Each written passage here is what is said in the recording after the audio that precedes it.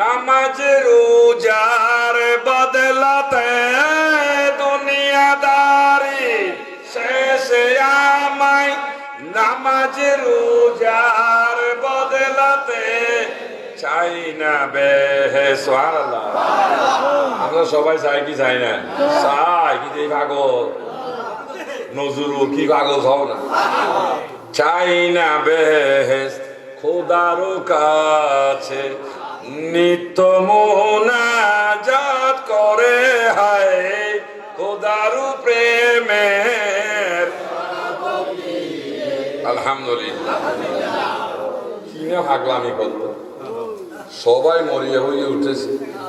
শুক্রবারে যখন ইমাম সাহেব বলে মসজিদে একটু ঠান্ডা লাগে, কার্পেটের দরকার, এমন কার্পেটের দরকার। আগে কেউ নেই এক গজ কার্পেট দিতে, একজন খারাপ 700 টাকা দিতে। আলহামদুলিল্লাহ কইছে না, কারণ জানি যে মসজিদের এই দান করলে ব্যস্ত ভাবা যাইতো না।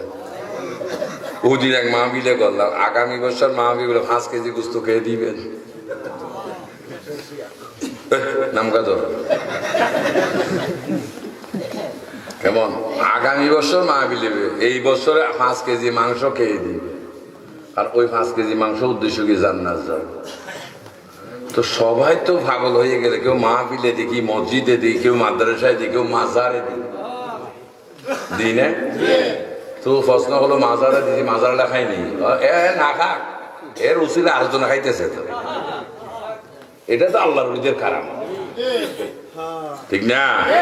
কি বেড়া রাজদিরা শুয়ে রয়েছে, এখন কত জানা দরকার। হুজুর চুপে চুপে হোক, একটা ফোলা নাই, টাকা বউ দিছে আল্লাহ, হুজুর একটু দোয়া করেন না। তো হুজুর তো মরে গেছে, হুজুরকে কেমনে কয় হুজুর দোয়া করেন না?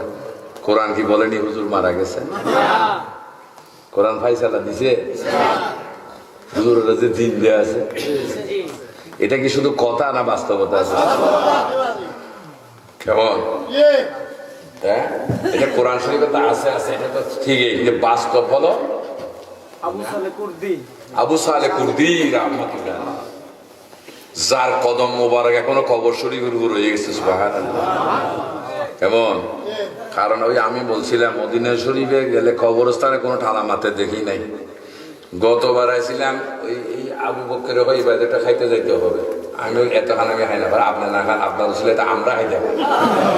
চলেন না আব্বা, চলেন না, আপনি খাইয়েন না, কিন্তু আপনার সাথে আমরা থাকলে আমরা তো খাইতে পারি। আচ্ছা যা সব তোরা যাও খাইতে পারবে। খাইয়ে আসার সময় দেখলাম ওইখানে একটা কবরস্থানের দরজা লাগাইছে, কিন্তু দরজাটা খোলা।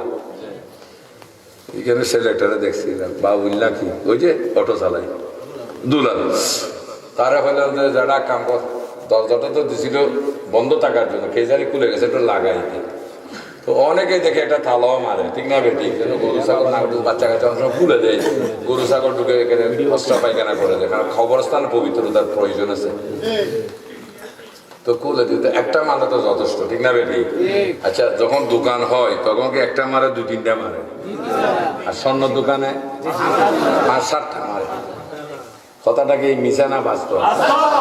যখন মদিনা শরীফ গেলাম রসুলকে খোঁজার জন্য, কেমন শায়ের বলতেছে, রসুল জন্ম নিল মক্কায়, গেলে কি আসে পাবি সে তাই, মদিনা তার রওজায় আছে, এমন বুঝলে কি আর দেখা হবে। তারপর চিন্তা করলাম যে যাও একবার যাইয়া দেখি, ফাইয়ার না হয় পরের কথা। তো মক্কা শরীফ খুঁজতে খুঁজতে খুঁজতে এক সময় চলে গেলাম একটা বিল্ডিং এ, এখানে লেখা আছে লাইব্রেরি। তো একজন আমাকে বলে কি চা, কেমন কোথেকে আইসেন? বাংলাদেশ থেকে। হলে